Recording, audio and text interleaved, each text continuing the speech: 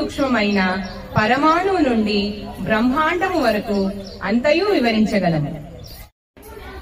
గోవును పూజించడమే మనకు తెలుసు, కానీ ఆ గోవును పూజించడంలోని ఆంతర్యం నీకు తెలుసా?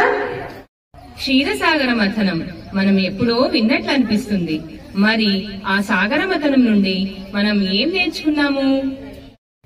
శరన్నవరాత్రులని ఎందుకంటాము? ఇందులోని విశేషం ఏమిటి? గాయత్రీ మాత అంటే ఓం భూర్భువ స్వహ అను మంత్రమే అనిపిస్తుంది. అందులోని ప్రతి అక్షరము విలువైనదే. మన ప్రాచీన ఋషులు వారు రచించిన గ్రంథాల గురించి వింటే నోటి మీద వేలు వేసుకోక తప్పదు. మనం ప్రతి చిన్న ఆరోగ్య సమస్యకు వైద్యుల దగ్గరికి వెళ్తున్నాము. వంటింట్లోనే ఆరోగ్యం ఉందని ఎందరికీ తెలుసు?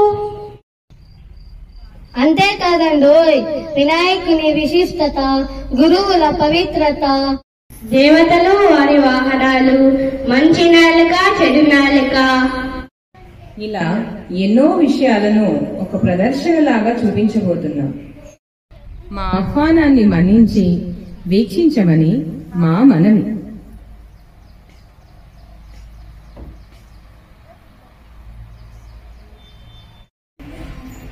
మరి